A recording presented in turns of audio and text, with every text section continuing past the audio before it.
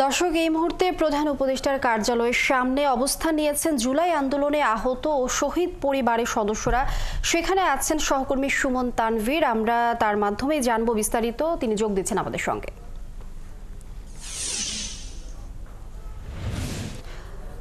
সুমন, আপনি আছেন সেখানে, এখনকার পরিস্থিতি একটু জানতে চাই আপনার কাছ থেকে। আরেকটি বিষয়, তাদের দাবি মানতে বা বিক্ষোভ নিয়ে প্রধান উপদেষ্টা কার্যালয় থেকে কোনো ধরনের উদ্যোগ নেওয়া হয়েছে কিনা?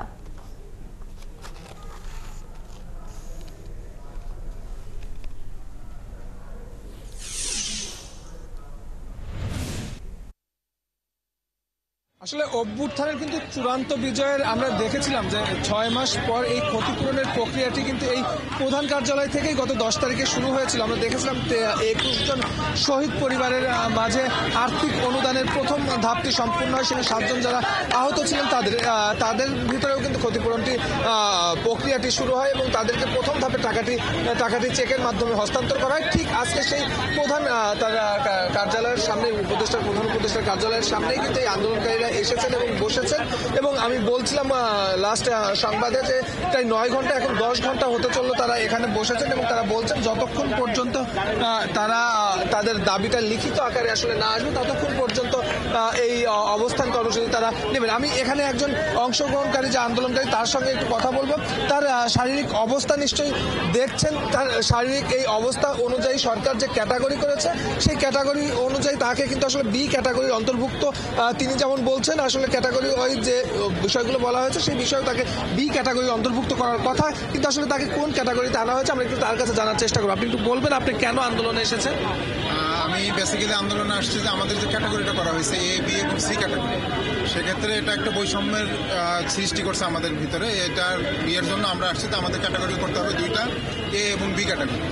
আমি যেটুকু আমার হলো আমি সি ক্যাটাগরিতে আছি, তো আমার যে শারীরিক অবস্থা এটা তো আমার সি ক্যাটাগরিতে থাকার কথা না, বি ক্যাটাগরিতে যাওয়ার কথা, বা অন্যান্য ভাইদেরও একই অবস্থা।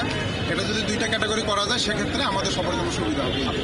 আপনি শুনছিলেন আসলে যে 3টি ক্যাটাগরি করা হয়েছে, সি ক্যাটাগরিতে আসলে কোনো রকম সুযোগ সুবিধা না, শুধু আইডেন্টিটি দেওয়া হবে, অর্থাৎ পরিচয়পত্র দেওয়া হবে যারা জুলাই গণ অভ্যুত্থানে যারা আসলে অংশ নিয়েছিলেন। আর বি ক্যাটাগরির সুবিধা কিংবা এ ক্যাটাগরির সুবিধা, আর্থিক সুবিধা যেমন আছে সেরকম এককালীন টাকা দেওয়ার বিষয়টিও আছে। এ ক্যাটাগরি 5 লক্ষ টাকা পাবে, বি ক্যাটাগরি 3 লক্ষ টাকা পাবে, মাসিক ভাতা পাবে। তো সেই হিসাবে এখানে যারা অংশগ্রহণ করেছেন তারা কিন্তু বলছেন যে যারা আসলে এখনো হাসপাতালে চিকিৎসাধীন রয়েছেন তারা সাধারণত এই ক্যাটাগরি অর্থাৎ এ ক্যাটাগরিতে তারাই বলবেন যাদের আসলে অঙ্গহানি হয়েছে। তো যারা অঙ্গহানি হয়েছে তাদেরকে এ ক্যাটাগরিতে রাখতে তাদের যারা আন্দোলন করছেন তাদের ভিতরে আসলে কোনো আপত্তি নেই, কিন্তু যারা বি ক্যাটাগরিতে অন্তর্ভুক্ত হচ্ছেন কিংবা যারা আসলে গুরুতর আহত হওয়ার পরেও বি ক্যাটাগরিতে আসতে পারছেন না তারাই কিন্তু এখানে এসেছেন এবং আন্দোলন করেছেন। আপনি দেখছেন যে প্রধান উপদেষ্টার কার্যালয়ের একদম মূল ফটকের সামনে কিন্তু এই যে যারা এসেছেন তারা কিন্তু শুয়ে পড়েছেন এবং আমি বলছিলাম প্রায় 10 ঘন্টা হতে চললো তারা এখানে অবস্থান করছেন এবং তারা বলছেন যে তারা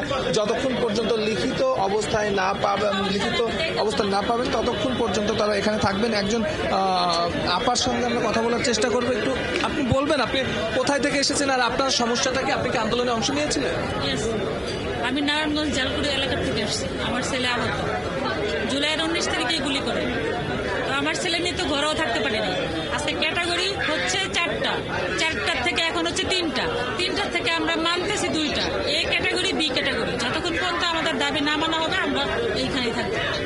শুনছিলেন যে যতক্ষণ পর্যন্ত দাবি মানা না হবে তারা প্রধান উপদেষ্টার কার্যালয়ের সামনে যে অবস্থান নিয়েছেন সেই অবস্থান তারা বলবৎ রাখবেন এবং এখন পর্যন্ত সেই বিকাল 3টার পরে প্রধান উপদেষ্টার বিশেষ সহকারে এসে বোঝানোর চেষ্টা করেছেন, তারা মানেননি। তারা যেটি বলছিলাম লিখিত যতক্ষণ পর্যন্ত তারা দাবি আদায়ের কোনো কাগজ না পাবেন। সুমন তানভীর, আপনি যেমনটি বলছিলেন দাবি না মানা পর্যন্ত তারা সেখানে অবস্থান করবেন। আপনাকে অসংখ্য ধন্যবাদ। আপনি যুক্ত থাকুন আমাদের সঙ্গে।